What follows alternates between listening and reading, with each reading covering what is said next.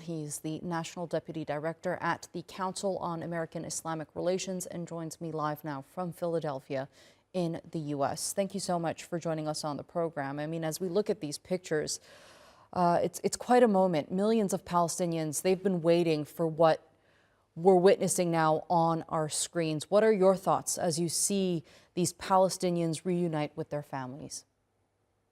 Well, look, and as an American, I want to note that many people in our nation are not aware of the fact that there are hundreds and hundreds of Palestinians who have been detained in Israeli prisons for years without any charge, without any cause, including women and children. And so I think for people who are seeing this footage of women clearly have not done anything wrong and children going back to their families, they're impacted by that and they're happy to see that.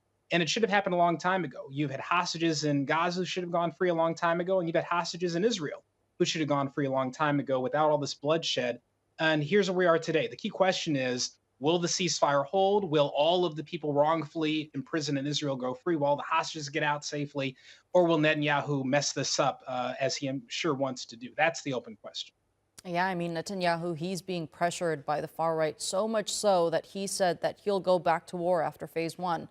How much confidence do you have in this deal ultimately leading to the end of Israel's war on Gaza? And what role do you think that the international community needs to play in this very crucial time to ensure that this deal doesn't collapse? Netanyahu's made it very clear. He's screaming it to anyone who will listen. He does not want to stop this genocide. He wants to keep it going because it keeps him in power. It's truly just about his own political power and his ideological hatred of Palestinians. But the problem he's going to run up against is, ironically, President Trump. President Trump has been one of the most, I would say, pro Israel presidents ever during his first term, but he's made it very clear he doesn't want a bunch of wars breaking out all around the world. And he wants to pursue this grand peace deal between Israel and Saudi Arabia and other countries. That's not going to happen if the genocide in Gaza starts again. And so I think President Trump has surprised some people by pushing to get this deal done. And I think Mr.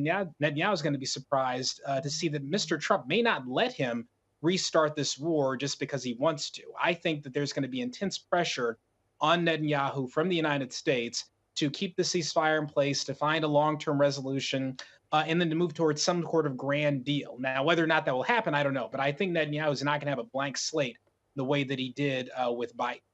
In the last two speeches that Biden gave, he took credit for this deal. But at the same time, the same deal was put on the table months ago. He didn't use his leverage to make it pass. But it seems like we can't say the same thing about Trump, as you mentioned. What does this tell us about what his Middle East policy will look like over the next 4 years? President Biden's legacy is in tatters, especially when it comes to foreign policy. He deserves zero credit for this deal. Yes, he came up with the deal over a year ago, but he did nothing to force it into being. He had the leverage. All he had to do was say to Netanyahu, no more guns, no more bombs, no more bullets. You're making the deal. You're getting the hostages out. Biden refused to use his leverage, and he let thousands of people die in Gaza, including an untold number of Israeli hostages who were also killed in Israel's indiscriminate bombing campaign. So President Biden is truly a failure of a president. He let a countless number of innocent people be murdered because he was unwilling to put pressure on Netanyahu. Donald Trump, in a matter of weeks, put pressure that got us to this deal. And again, I don't think anyone expected that to happen. And it's somewhat shocking because of his history. But the truth is that President like Trump deserves far more credit for what we're seeing than President Biden. All right. Edward Ahmed Mitchell, thank you so much for being with me here on TRT World and sharing that analysis. I appreciate it.